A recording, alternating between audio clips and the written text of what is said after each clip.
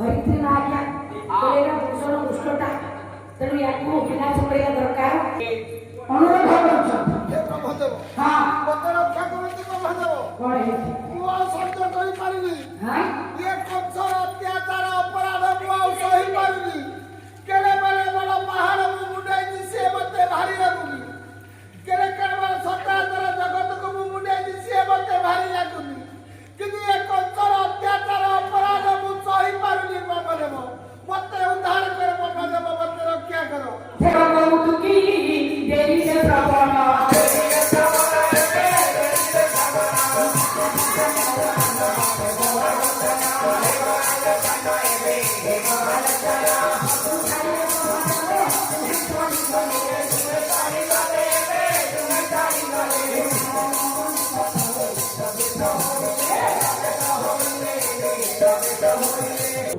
ଆଉ ଯଦି କହୁଛ ଏଇଆଡେ ସବୁ ଯାକ ମାଟି କଣ ମୁଣ୍ଡ ସବୁ ମୋଡିକି ହେଇକି ପକେଇଥାନ୍ତେ।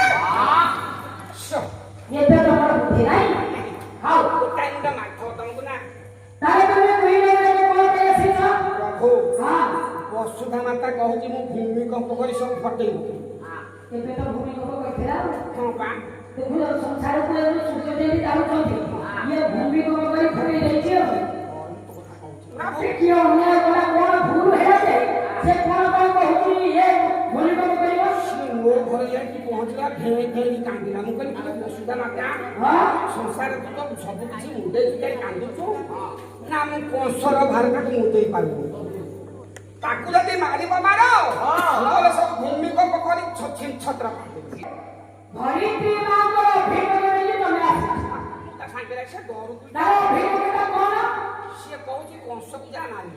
କଂସକୁ ମୁଁ ମାରିବି। କାହିଁକି ମାରିବି? ସିଏ ତାର ଅତ୍ୟାଚାର ଅପରାଧ ମୁଁ ଜମା ସହ୍ୟ କରିପାରୁନି। କହିଲେ କଂସର ଅନ୍ୟାୟ ଏମିତି ପାପୀଟା ଅନ୍ୟର ନିନ୍ଦା କରୁଛି, ବିଶ୍ୱାସଘାତକ କାର୍ଯ୍ୟ କରୁଛି। କହିଲେ ଯିଏ ଦୁଷ୍ଟ ତ ସେ ନିନ୍ଦା କରିବ, କିନ୍ତୁ ଏଟା ହେଉଛି ବିଶ୍ୱାସଘାତକତା। ପିତା ଉଗ୍ରସେନ ତାକୁ ତଳି ନିଜେ ହେଇଛି ରାଜା। ବାପା ସିନା ସେ ସ୍ୱଚ୍ଛନ୍ଦ ଭାବରେ ପୁଅକୁ ଦେଇଥିଲା ସିଂହାସନ, କିନ୍ତୁ ସମୟ ପୂର୍ବରୁ କରିବା ନିଜେ ହେଲେ ରାଜା, ବାପାକୁ ରଖିଲେ ଦ୍ୱାର ପାଳ। କିନ୍ତୁ ବାପାର ବଳ ଥିଲାବେଳେ ତାକୁ ସିକ୍ୟୁରିଟି ଗାର୍ଡ ରଖିଦେଲା ଆଉ କଣ? ମାନେ କଂସ ଯେତେବେଳେ ଆସୁଥିବ ବାପା ତ ଦ୍ୱାର ପାଳ ସେ ସାଲୁଟ ମାରୁଥିବ ଆଉ। ଏଗୁଡାକ ହେଉଛି ଅନୀତି କାମ, ଇଏ ଅଧର୍ମିତା। ଯାହାଫଳରେ ପିତାକୁ ଦ୍ୱାର ପାଳ ରଖି ନିଜେ ହେଉଛି ରାଜା। ତେଣୁ ବାପା ପ୍ରତି ବିଶ୍ୱାସଘାତକ କାର୍ଯ୍ୟ କରେ। ଆମେ ଶାସ୍ତ୍ର ପଢୁଥିଲୁ ନାହିଁ, ତାହେଲେ ବାପା ଶାସ୍ତ୍ରରେ କଣ ଲେଖାଯାଇଛି? ଭାଗବତ ଜଗନ୍ନାଥ ଦାସ ଆଜ୍ଞା ଲେଖିଛନ୍ତି। ଭାଗବତର ମୂଳଟା ବାପା କଣ? ମୂଳଟା ମୋଲାଟ, ମୂଳ ମୋଲାଟ ନୁହଁ। ଭାଗବତର ତତ୍ତ୍ୱଟା କଣ?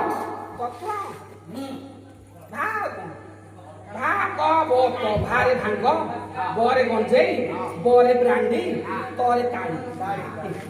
ଏଇଆ ତ ତତ୍ତ୍ୱ। ଯାହା ହଉ ଭାଇ, ତାପରେ ଭାଗବତର ଅର୍ଥ ହେଉଛି ଏଇ କଥା। ଚାରୋଟି ଅକ୍ଷର ବିଶିଷ୍ଟ ଶବ୍ଦଟି, ତ ତାର ଅର୍ଥ ହେଲା ଭାଙ୍ଗ ଗଞ୍ଜେଇ ବ୍ରାଣ୍ଡି ତାଳି। ଭାବ ଜ୍ଞାନ ବ୍ରହ୍ମ ତତ୍ତ୍ୱକୁ ନେଇକି ଭାଗବତ। ଆଉ ତମେ କହୁଛ ଭାଙ୍ଗ ତାଳି ବ୍ରାଣ୍ଡି ଗଞ୍ଜେଇ ଏଗୁଡାକୁ ନେଇକି ଭାଗବତ। ଆଉ ତାହେଲେ ଭାଗବତର କଣ କହିଲା? ନମୟୀ ନୃସିଂହ ଚରଣ ଅନାଦି ପରମ କାରଣ। ଲେଖିଛନ୍ତି ଆଜ୍ଞା, ଇଏ ପଦଶୀଳା ଅନୁସାରେ ଏଇଟା ହେଉଛି ଆଜ୍ଞା ମୂଳ, କିନ୍ତୁ ମୂଳ ତତ୍ତ୍ୱଟା ଭାଗବତର କଣ? କଣ ବାପା କଣ? ବୋଲେ ବହଇଲା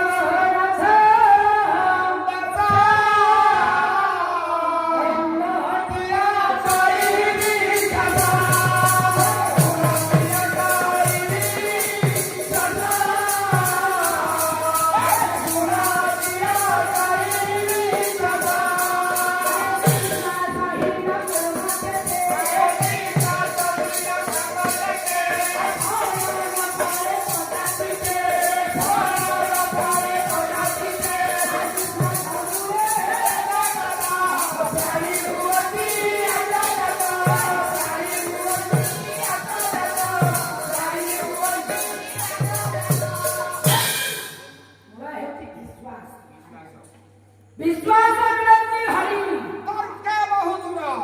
ତେଣୁ ତର୍କ କଲେ ମିଳିବ ନାହିଁ। ବିଶ୍ୱାସ ରହିଲାନି କଂସର ପାପୀଟା ଅନ୍ୟକୁ ତାକୁ ଯଥାଶୀଘ୍ର ଦମନ କର।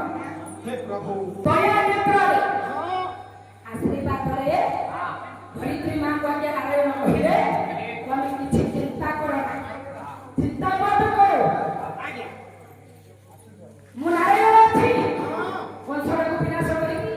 ଆଶା କରୁଛି ନାଇଁ ଆଉ ପ୍ରଭୁ କଥା ଦେଲେ ମାନେ ହଁ। ସେ ଭୁଲ ଭାଲ କରିବ ନାଇଁ। ସେ ବା ସତ୍ୟ ପୁର ସତ୍ୟ ନାରାୟଣ ହଁ। ଏ, ଯା ଏବେ ଘରକୁ ଯିବା ଯିବା। ଆଉ